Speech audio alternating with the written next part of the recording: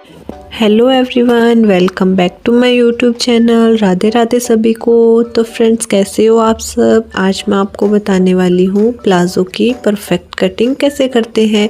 तो वीडियो को बिना स्किप किए लास्ट तक देखना। तो चलो स्टार्ट करते हैं। सबसे पहले मैंने कपड़े को डबल फोल्ड कर लिया है। डबल फोल्ड करने के बाद मैंने इसको फोल्ड भी किया है, क्योंकि इस कपड़े का अरज काफ़ी अच्छा था। तो बैक और फ्रंट पल्ले दोनों की कटिंग है ना एक साथ ही हो जाएगी एक ही पल्ले के अंदर।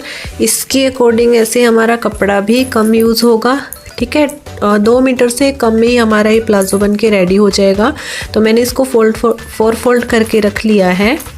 हिप राउंड के अकॉर्डिंग हमें इसका मेज़रमेंट लेना है। जैसे ये 40 हिप राउंड के अकॉर्डिंग बना रही हूँ, तो 40 को 4 से डिवाइड करेंगे तो 10 आएगा। ठीक है, और 10 के अंदर हम लूजिंग का देंगे 1.5 इंच एक्स्ट्रा। 1.5 इंच एक्स्ट्रा देने के बाद 11.5 इंच हो जाता है।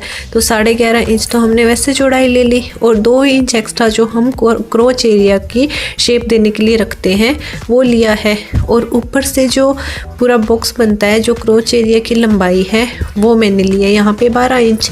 1 इंच का ऊपर हमारा बेल्ट ऐड होगा, तो उसके अकॉर्डिंग 1 इंच मैंने ऊपर निकाल दिया और 12 इंच की लंबाई ले ली है। और बिल्कुल सीधा सीधा पूरा बॉक्स है ये ड्रॉ करके रेडी करूँगी।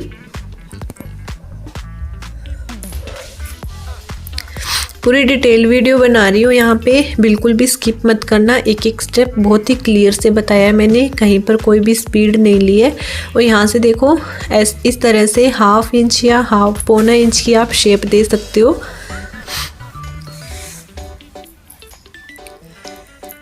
ऐसे मैंने शेप दे के इसको पूरा सेंटर इसका नाप लिया है। जो हमारा क्रोच एरिया की साइड होता है ना, वहाँ से इसको हम सेंटर नापेंगे। इस तरह से ये जो हमारा सेंटर पार्ट आ रहा है, ये आ रहा है हमारा 13 इंच का। तो यहाँ से हम 6.5 इंच लेंगे पूरा, क्योंकि पूरा ना हम ऊपर से अगर सेंटर लेके बीच में प्लेट डाल लेंगे तो वहाँ से पूरा गड़बड़ हो जाएगा, और हमारी पैंट है ना वो घूमने लग जाती है, बीच की साइड से उठ जाती है।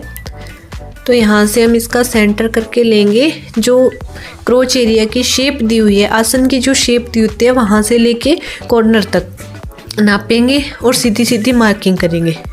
और मैंने लेंथ भी 1 इंच ऊपर बेल्ट के लिए छोड़ के लेंथ की मार्किंग कर ली है। जितनी भी आपकी रेडी लेंथ हो उतनी मार्किंग कर लो, और फोल्डिंग का जितना भी आप रखना चाहते हो मार्जिन वो रख सकते हो। मैंने यहाँ पे सिर्फ 1.5 इंच फोल्डिंग मार्जिन रखा है। आप चाहो तो यहाँ पर 2 इंच भी रख सकते हो, 3 इंच भी रख सकते हो, सब अपने अकॉर्डिंग होता है। और नीचे भी मैंने सेंटर की मार्किंग कर ली है, और इस लाइन को सीधा सीधा मिला देंगे। इस तरह से सेंटर निकालने से क्या होता है, हमारी पैंट है ना बिल्कुल स्ट्रेट निकलती है, ना तो हमारी घूमती है पीछे की तरफ, ना बीच की साइड से, आसन की साइड से। कई बार क्या होता है, हमारी पैंट उठने लग जाती है, तो वो प्रॉब्लम भी इसमें नहीं आएगी। तो यहाँ पर जितनी भी मोहरी आपको रखनी है, सेंटर लाइन से हाफ करके, जैसे 8 इंच की मोहरी रखी है यहाँ पे मैंने, तो 4 इंच लाइन के एक साइड, 4 इंच दूसरी साइड, इस तरह से मैंने 8 इंच की मोहरी का मार्किंग कर लिया है। अब यहाँ पर ये जो शेप फट्टी है, ये परफेक्ट फिनिशिंग के लिए होती है पैंट के लिए। तो यहाँ पर ये शेप फट्टी को रख के मैंने एज इट इज़ इसकी मार्किंग कर ली, और दूसरी साइड घुमा के दूसरी साइड की भी मार्किंग इसी की तरह कर लेंगे। इस तरह से मार्किंग करने के बाद फिर इसकी कटिंग करेंगे। अगर ऐसे ही आप पूरा वीडियो ध्यान से देखते देखते मेरे साथ साथ मार्किंग करोगे, साथ के साथ कटिंग करोगे, तो कोई भी प्रॉब्लम नहीं आएगी। तो ध्यान से वीडियो को बिना स्किप किए एक एक स्टेप ध्यान से देखना। पैंट की कटिंग करने का सारा डाउट है जो क्लियर हो जाएगा एक ही वीडियो में, इसीलिए मैंने एक लॉन्ग वीडियो बनाई है।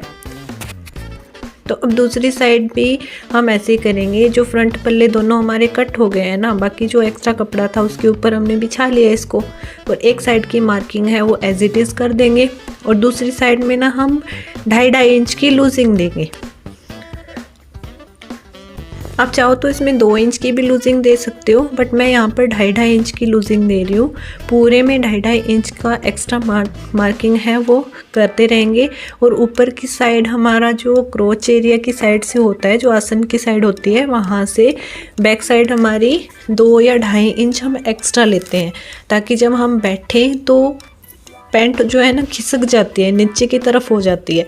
तो वहाँ से उस चीज़ को कवर करने के लिए हम 2.5 इंच एक्स्ट्रा लेते हैं क्रोच एरिया से। तो मैंने 2.5 इंच की मार्किंग करके तिरछी साइड में सीधा सीधा उधर मिला दिया है। बाकी सारे में 2.5 इंच की मार्किंग करके इसकी कटिंग कर देंगे।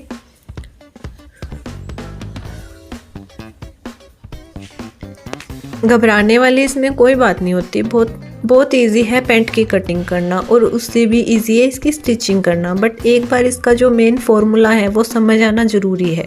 अगर वो फार्मूला हमें ढंग से समझ नहीं आता तो हमारी पैंट में गड़बड़ होती रहेगी। और ये शेप पट्टी आ गई है, इससे तो हमें बहुत हेल्प मिलती है, क्योंकि हमें शेप की भी कोई टेंशन नहीं होती। इस तरह से मैंने एक साइड में मार्किंग कर ली थी। दूसरी साइड भी अगर आप मार्किंग ना करना चाहो तो सीधा उठा के इस तरह से अपनी पैंट का जो मेन पार्ट है, फ्रंट पार्ट है, उसको बैक पार्ट के साथ रख के कटिंग कर सकते हो। यहाँ पर मैंने अब इसकी कटिंग कर दी है, बैक पार्ट की कर दी है। अब फ्रंट पार्ट जो है वो हमें 1 इंच डाउन करना होता है, ताकि उसमें बेल्ट या इलास्टिक हम कुछ डालें तो हम बैठते हैं ना तो हमारा वो फोल्ड हो जाता है। अब इस तरह से देखो, यहाँ से मैं इसको डाउन कर रही हूँ 1 इंच। इससे क्या होता है, हमारा इलास्टिक है वो फ्रंट साइड से ना बिल्कुल भी फोल्ड नहीं होगा, तो हमें कोई प्रॉब्लम भी नहीं होगी पहनने में। इस तरह से प्लाज़ो रेडी करने से क्या होता है, हमारा प्लाज़ो है वो बिल्कुल परफेक्ट शेप में रेडी होगा। ना ही तो हमारा फ्रंट की साइड से फोल्ड होगा, ना बैक की साइड से नीचे खिसकेगा बैठने पर, और ना ही हमारा बीच में से उठेगा। अब क्या करना है, इसमें हमारे सेंटर की जो डार्ट चलती है फ्रंट पार्ट में, उसकी मार्किंग करेंगे। तो ये मैंने इसका सेंटर, जो हमने सेंटर लिया था प्लाज़ो का 7.25 इंच पर, वो सेंटर मार्किंग कर लेनी है। और यहाँ से 4 इंच तक मैं इसकी डार्ट की है वो मार्किंग कर रही हूँ। और ऊपर से हमारा 1 इंच जाएगा डार्ट के अंदर, आधा इंच दोनों साइड लेंगे। अब सेंटर में कट लगा दिया है। इसमें 1 इंच बेल्ट का है वो ऊपर रहेगा, इसलिए मैंने 4 इंच पे रखा है। अगर आप बेल्ट का साथ में ले रहे हो तो 5 इंच पर ये प्लेट जाएगी हमारी। अब क्या करना है, जो एक्स्ट्रा फैब्रिक बचा है उसमें से हमें पॉकेट निकालने हैं। अब पॉकेट के लिए जो ये देखो राउंड सी शेप है एक साइड से, तो यहाँ से लेंगे हम, और 6.5 इंच की चौड़ाई लेंगे और कम से कम 14.5 से 15 इंच की लंबाई लेंगे पॉकेट की। इस तरह से मार्किंग कर लेंगे और इसको इसी शेप के अंदर कट कर देंगे। मैं दोनों साइड की पॉकेट कट कर लूँगी, एक के ऊपर एक रख के। और मैं दोनों साइड ही पॉकेट लगाती हूँ, एक साइड नहीं लगाती। इस तरह से हमारी पॉकेट की कटिंग हो गई है। इसके साथ हमारी प्लाज़ो की कंप्लीट हो गई है कटिंग।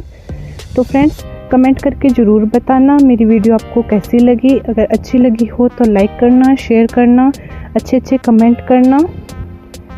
ओके फ्रेंड्स, मिलते हैं नेक्स्ट वीडियो में, तब तक के लिए बाय बाय।